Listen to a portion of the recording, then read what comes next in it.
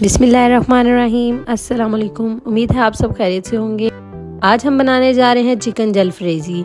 इसको हमने थोड़ा सा अपना टच देके अपने स्टाइल से बनाई है। वो रेसिपी स्टार्ट करते हैं। 2 दरमियानी साइज़ के प्याज लेके उनको बॉईल करना है और उनको ग्राइंड कर, टमाटर को भी इसी तरह बॉईल करके ग्राइंड कर लेना है। एक पैन में हम थोड़ा सा ऑयल लेंगे फ्राइंग के लिए। इसमें हम 2 शिमला मिर्च को क्यूब्स में कटिंग करके अच्छी तरीके से फ्राइंग करेंगे। बहुत ज़्यादा फ्राई नहीं करना, बस हल्का सा जस्ट इसका कलर चेंज हो जाए। इसी तरह एक बड़े साइज़ का प्याज क्यूब में कटिंग करके अब इसमें ऐड कर देंगे।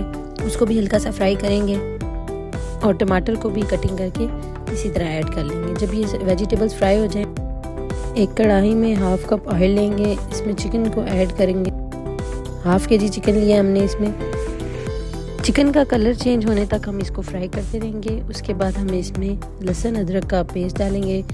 2 टेबलस्पून हम इसमें लहसुन अदरक का पेस्ट ऐड करेंगे और उसको अच्छी तरीके से फ्राई करेंगे।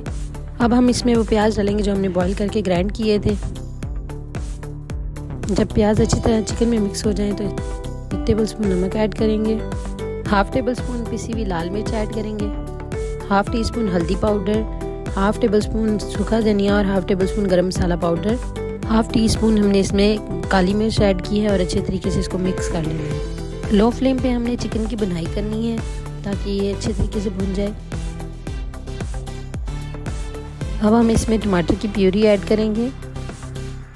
2 टेबलस्पून हमने इसमें चिली सॉस ऐड किया है और तकरीबन 4 टेबलस्पून के करीब हमने इसमें टमाटो केचप ऐड किया है। दोबारा से इसको मीडियम फ्लेम पे फ्राई करेंगे। जब ये अच्छी तरीके से भुन जाए, इसके मसाला जो है वो ऑयल छोड़ दे, तो इसमें हम वेजिटेबल्स को ऐड करेंगे और इसको दम पे रख देंगे थोड़ी देर के लिए।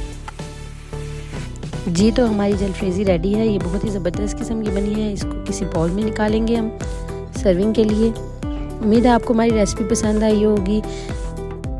रेसिपी पसंद आए तो इसको ज़रूर ट्राई कीजिएगा और चैनल को सब्सक्राइब करना मत भूलिएगा। Thank you. अल्लाह हाफिज़।